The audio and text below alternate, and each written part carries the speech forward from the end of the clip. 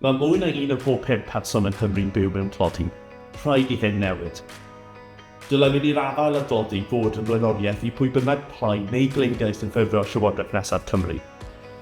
O ddylai'n etholiad Senedd ym Mai 2026, mae sefydliad Bevan wedi rhannu rhai o syniadau ni am yr hyn dylai fod yn cael ei wneud i cael gwared ar tlodi.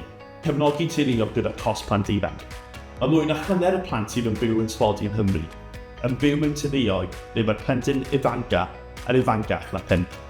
Hyn, ychydig o gyflwr sydd ar gael o'r Llywodraeth Cymru gyda costau magu plant, yn ymwedig y plant i'r engra. Credwn y dylai Llywodraeth nesaf Cymru mynd i'r afael â hyn drwy datblygu system gofal plant, mwy fforddiadwy ac integredig, edrych am gyfleoedd i ddatblygu talu plant Cymru i'r plant hynny yn y teuluoedd costau, cyflwyno bwndel babi am gyfer rhieni newydd sydd yn byw mewn tlodi, ehangu prydau ysgol am ddim. Mae darparu prydau ysgol am ddim i bob plentyn oed cynradd wedi bod yn newid byd i blant a teuluoedd ar draws Cymru. Hyn, mae'r nifer o blant yn ysgolion uwchradd dal yn gwynebu teledu. Os oes un rhiant yn ennill mwy na 7,400 o brifysgol gwaith, yna di'r plentyn hynny ddim derbyn y buddion sydd yn dod y cynnig ysgol am ddim. Mae'n rhaid i'r Llywodraeth nesaf fynd i'r afal â hyn, trwy sicrhau bod pob plentyn sydd angen y cymorth hynny yn ei dderbyn. Gweithredu system buddaliadau Cymreig yn llawn. Mae Llywodraeth Cymru a Llywodraeth leol yn darparu nifer o wahanol cynlluniau i gefnogi bobl da costau byw.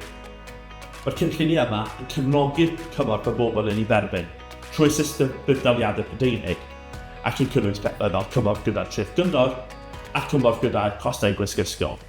Mae'r cynlluniau yma yn rhoi cymorth go iawn i bobl ar draws Cymru, ond mae'r lle i wneud hyn yn well, trwy sicrhau bod yn haws i bobl cael gafel yn yr hyn maen nhw'n gymwys ar ei gyfer, yn sicrhau bod pob person yn derbyn yr hyn maen nhw'n gymwys am trwy roi arian yn ei mhocedi. Rhaid i pwy bynnag plaen neu gleidiau sy'n ffurfio'r Llywodraeth nesaf Cymru fynd i'r afel a tlodi.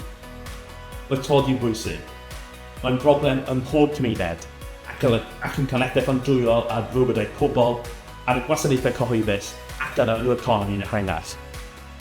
I ddysgu mwy amdano hyn y gall Llywodraeth nesaf fod yn wneud i fynd i'r afel a tlodi, ac i falle mwy am ein syniadau ni am rhagor o ddatrysiadau, yna wnewch yn siŵr eich bod yn dal o draw ar ein gwefan i ddarllen rhagor.